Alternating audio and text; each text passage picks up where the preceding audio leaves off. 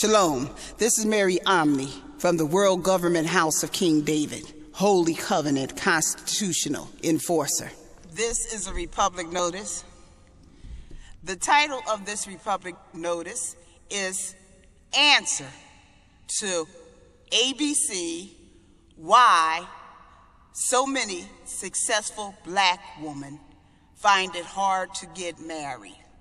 This is the answer to ABC why so many successful black women find it hard to get married. First of all, let's call ABC what it is, a propaganda machine. And the whole television industry has been a propaganda machine. It has propagandized soap operas to us since the 50s. They didn't tell us that these people in the soap operas were imported immigrants on our birthrights and on our land and on our property, acting like they had earned wealth instead of stolen the wealth, because they have nothing to do with the 14th Amendment. Nothing whatsoever. But yet they want to claim it as theirs. They have nothing to do with Israelites who invested human capital 300 and 400 years, yet they propagandize them on television as natural wealth holders of constitutional property that has been non-consented and sealed since 1870, along with all the states, land, wealth, and everything else. The only thing that was not sealed in that Constitution was debt. Debt. There was no debt. The 1871 U.S. corporate mule became the debt holder of all these people that was propagandized on TV as automatic successful whites and their privileges and homes and wealth and everything, while blacks stayed in poverty and was attritioned out of their wealth through Plessy versus Ferguson, when he asked, why can't I sit in this train next to a white, when he should have been saying, isn't this wealth belonging to blacks who have 400 years investment in it and they are the constitutional 14th? The judge told him, well, you don't have to sit next to no white. And it doesn't matter if they're the constitutional 14th, because they're brain damaged and they don't know how to fight for their wealth or their rights or nothing else. They're pretty brain damaged. So we're going to let segregation go head on. But I'm going through all this to say ABC is propagandizing like it doesn't know that the black family has been systematically destructed for almost 400 years, going into the 500. So that's for 5 centuries. They have set up a systematic destruction of black family. Why? Because a black male and female equal God. It's just that simple. A black male and female getting along in a loving relationship equals orgone energy and God. And it's just that simple. Now, the propaganda of this successful black woman that cannot get married is the continuous propaganda. Because for that to be true, then you would have to say she's not a constitutional citizen and a black man is not a constitutional citizen. Yet both of them are inheritors, the first and only true inheritors of the 14th Amendment, to produce all persons born for the actual sovereignty of this country, of the Republic 1 through 15th Amendments. So it doesn't use the word marriage because it don't have to. It's the supreme contract of the land. It means more than any other contract anybody else have. And it says it's to produce all persons born. Who can produce that? The marriage of a man and a woman. The marriage coming together of a man and a woman to create a human being in the supreme contract as all persons born. Now everybody wants this all persons born, but they want to act like the black man and black woman have nothing to do with it to produce all persons born, even though it came out of the fact that Dred Scott caused a civil war that caused us to then have Reconstruction amendments that was designed as Reconstruction amendments as the 13th, 14th, 15th, and then the U.S. corporate mule came behind that to protect that 13, 14, 15, that 1 through 15, because they're not separate from the Bill of Rights. It's all one contract of the constitutional supreme contract republic. So in other words, black women been married since 1868, but the propaganda machine will make you think you've been in this country 400, 500 years and you never had a creator to look out for you. The black woman is the most married woman on the planet. She's married to God, the Most High, Jesus Christ. She's married to the black man. She's married to the black children. Judah, she's Judah, the woman's seed. Married to Judah. She's married to Israelites. She's married to Ephraim.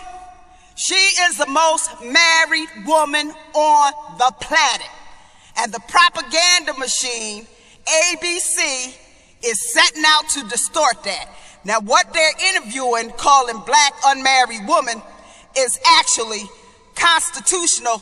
Now, once they have a child, then they marry that coextensive partnership, but they still are married constitutionally because Judah is married to Judah. And in truth, the coextensive partnership come in when you have a child and you're not with the man. So they are married. They are married. Now, if they have a child and the man decides to be with someone else and they raise this child as a constitutional heir, they become a constitutional coextensive partner. And that's what we call single black women. We call them single black women because, again, the propaganda towards marginalization of the woman's seed, no one wants this black woman to know she's a supremacy clause. No one wants her to know God married her to Judah because God married Judah. God is married to his namesake, and he married his namesake to his namesake. So there's only two things she could be, is a married woman, or even if she just have a child without having a husband in a home, she's considered a constitutional coextensive partner. But she is still Judah, married to Christ, married to God Almighty, married to Israel, married to Ephraim, married to the Constitution. The black woman is the most married woman that has ever been on the planet, the black American woman. She is cosmically married. She's not married by world standards. Her marriage surpasses world standards. She is married as the woman's seed to the kingdom of Christ and the kingdom of the King David kingdom. She is married to the black man in America, whether he's with her or not. The physical presence of him being with her do not matter. She's married by supreme contract. She's the supremacy clause. She's the first 3/5 who became a citizen. 3/5 couldn't consent, so she's the first non-consenter in receivership of the 14th because she gives birth to the 14th male and female, black man and black woman. So she's the first receiver of this non-consented agreement because she couldn't consent, 3/5 couldn't consent. That means the 14th been non-consented since 1868, since 1868. So she's married to the children that come from her. She's married. Judah is married to Judah. So now if she's a chemical engineer and she went to school and she thought she could live up to this worldly standards and that was the price she had to pay to get a man, that's because she didn't know she was not of that worldly stuff. She is of God's kingdom. So all these black women you see that's supposed to be single parents, they're actually a little more ahead of the game. I don't want to say they're more intelligent, but they're a little more ahead of the game. See, they didn't go by the world standards to judge them following some Caucasian woman and her nonsense. When the Caucasian woman is the unmarried woman, she got a whole bunch of bastard children by black men, every kind of men all over the place. And when she went to white man, she got a 70% divorce rate, but they ain't going to tell that truth. They're going to use the propaganda of black women not being married to cover up the 70% divorce rate of white women and her single parentage and her welfare status, raising children alone without a man and on welfare. the white woman. They're going to use these successful black women and bring them on television and promote this propaganda as if they don't know she and a black man is the 14th Amendment in a marriage to produce all persons born. Whether she has a man or not in her physical presence, she's married by supreme contract. She's married by supreme contract. Now, if she went out to the world and she thought by following the world procedure that should have automatically brought the man to her, like I said, the women who did not think in a worldly way but went on and had a baby, they had these babies by supreme contract as all persons born. That means there's no black illegitimate baby. There's no black illegitimate baby. If she don't have a man with her, then she becomes a constitutional coextensive partner, not a single parent.